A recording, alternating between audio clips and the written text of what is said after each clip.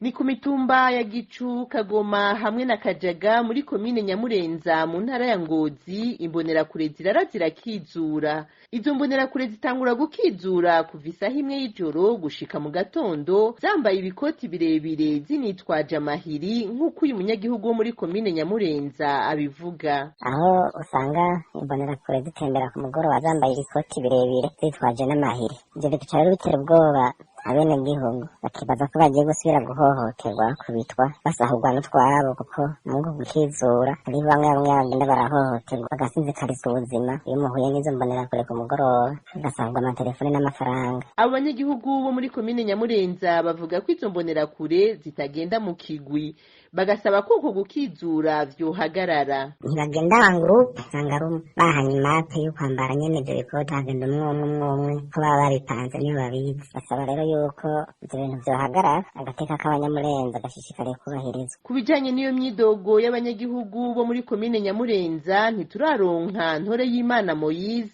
umukuru wa zone Nyamurenza, kugira agire ico ashikiriza.